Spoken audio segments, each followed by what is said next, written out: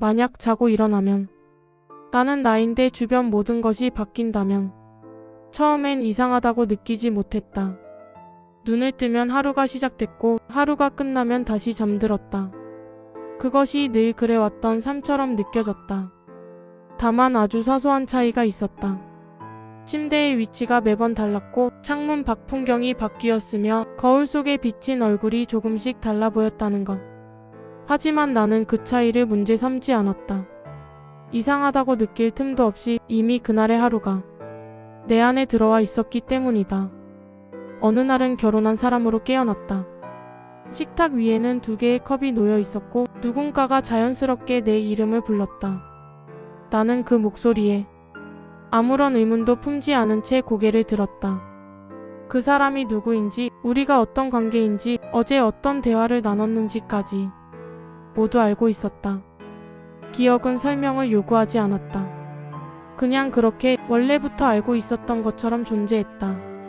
어느 날은 아이의 손을 잡고 등굣길을 걸었다. 아이는 내 손을 꽉 잡고 있었고 나는 그 손의 온도가 익숙하다고 느꼈다. 아이의 좋아하는 간식, 싫어하는 과목, 최근에 울었던 이유까지도 자연스럽게 떠올랐다. 나는 아이에게 다녀와라고 말했고 그 말이 얼마나 많은 의미를 담고 있는지도 알고 있었다. 그날의 나는 틀림없이 그 아이의 보호자였다. 어느 날은 혼자 사는 노인의 방에서 아침을 맞았다. 방은 조용했고 창문으로 들어오는 빛은 느렸다. 몸은 무거웠지만 그 무게가 낯설지는 않았다. 오래전부터 함께해온 통증처럼 자연스러웠다. 나는 천천히 일어나 물을 끓였고 뉴스 소리를 낮춘 채 하루를 준비했다. 그 삶의 리듬은 내 몸에 이미 새겨져 있었다. 이상한 점은 내가 한 번도 왜? 라고 묻지 않았다는 사실이다. 나는 매일 다른 사람이었지만 동시에 늘 나였다. 그날의 이름으로 불리고 그날의 직업으로 일하고 그날의 관계 속에서 웃고 피곤해했다. 바뀌는 것은 환경과 역할이었고 나라는 감각은 늘 그 중심에 남아있었다. 하루가 끝날 무렵이면 아주 짧은 순간이 찾아왔다. 잠에 들기 직전 모든 소음이 가라앉고 불이 꺼진 뒤에만 떠오르는 질문. 오늘 하루는 정말 내 하루였을까? 하지만 그 질문은 늘 끝까지 이어지지 못했다.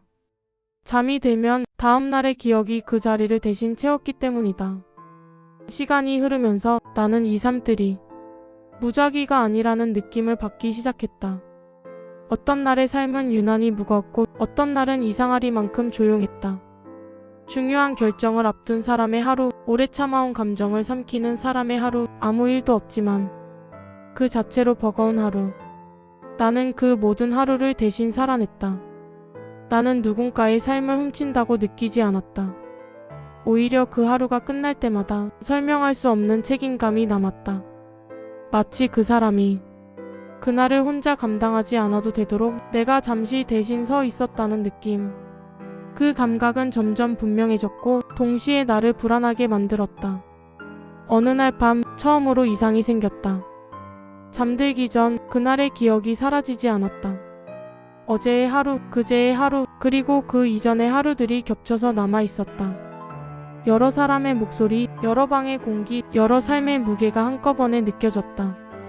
나는 처음으로 잠드는 것이 두려웠다. 그때 처음으로 나는 스스로에게 물었다. 그렇다면 나는 누구지? 매일 다른 이름으로 불리고 다른 삶을 살았던 이 수많은 하루들 중에서 진짜 내 삶이라고 부를 수 있는 것은 무엇이었을까?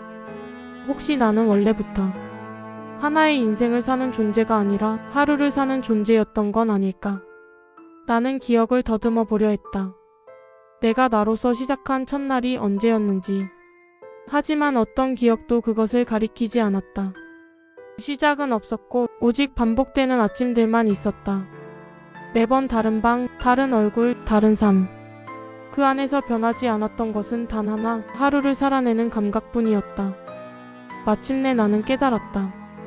내가 누구인지는 중요하지 않을지도 모른다는 사실을. 중요한 것은 내가 그 하루를 어떻게 살았는지였다. 누군가의 하루를 대신 살아주는 존재라면 그 하루만큼은 가볍지 않게 살아야 한다는 것. 그 감각만이 수많은 삶 속에서도 나를 나로 남게 했다. 그날 밤 나는 다시 잠에 들었다. 내일 또 다른 삶이 기다리고 있을 것이다. 또 다른 이름, 또 다른 관계, 또 다른 하루. 나는 여전히 나일 것이고 동시에 또 다른 누군가일 것이다. 하지만 적어도 이제는 알고 있다. 내가 사라지지 않는 이유를. 이 이야기는 하루를 사는 사람에 대한 기록이자 수많은 삶 속에서도 끝내 남아있는 하나의 자아에 대한 이야기다. 이 이야기는 만약에서 시작됐고 오늘 밤 한편으로 남는다. 여러분은 만약 매일 다른 사람이 되어 살아가면서도 끝까지 남아있는 나가 있다면 그 나를 어떻게 부르고 싶으신가요?